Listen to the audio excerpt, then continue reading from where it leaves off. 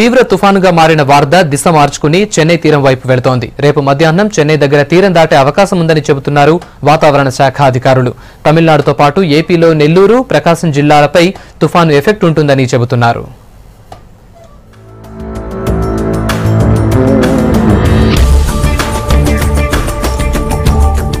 వార్దా తుఫాన్ ముంచుకొస్తోంది. అతి తీవ్ర తుఫాన్ గా మారిన వార్ద గంటకు 18 కిలోమీటర్ల వేగంతో కదులుతోంది. ఇప్పటికే తీరం వెంబడి గాలుల తీవ్రత పెరిగింది.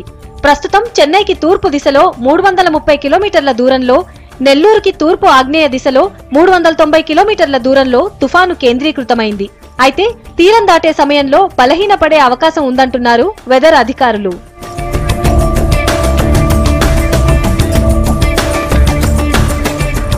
బలహీనపడిన తర్వాత పశ్చిమ దిశగా ప్రయాణించి రేపు మధ్యాహ్నానికి చెన్నై దగ్గరలో తీరం దాటే అవకాశం ఉంది. తీరం దాటే సమయంలో 80 నుంచి 100 కిలోమీటర్ల వేగంతో గాలులు వీచే అవకాశం ఉందంటున్నారు వాతావరణ శాఖ అధికారులు.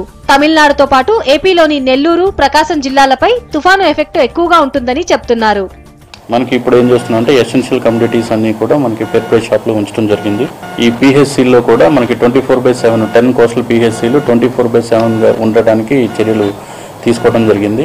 అలాగే ఎమర్జెన్సీ మెడిసిన్, ఫస్ట్ ఎయిడ్ కిట్లు ఏదైతే ఉంటాయో అవన్నీ కూడా మనకి అంగన్వాడీ వర్కర్స్ అందులో ఏఎన్ఎంస్ ద్వారా ఆ హ్యాబిటేషన్స్కి ఈరోజు ఈవినింగ్ కల్లా చేరతాయి.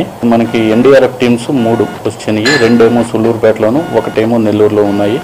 అలాగే కంట్రోల్ రూమ్ ఓపెన్ చేయడం జరిగింది.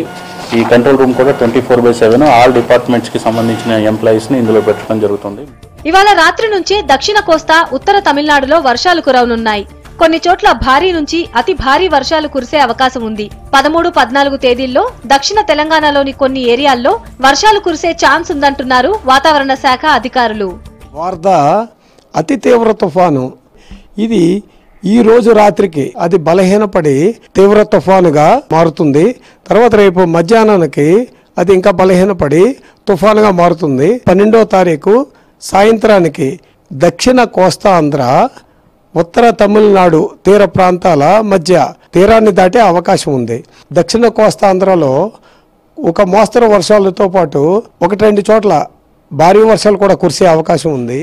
వాతావరణ శాఖ హెచ్చరికలతో తమిళనాడు, ఏపీ ప్రభుత్వాలు అలర్ట్ అయ్యాయి. ఎన్డీఆర్ఎఫ్ బలగాలతో పాటు ఎమర్జెన్సీ టీంలను అందుబాటులో ఉంచారు. అప్రమత్తంగా ఉండాలని తీర ప్రాంత ప్రజలకు సూచించారు. చేపల వేటకు వెళ్లొద్దని మత్స్యకారులకు చెప్పారు.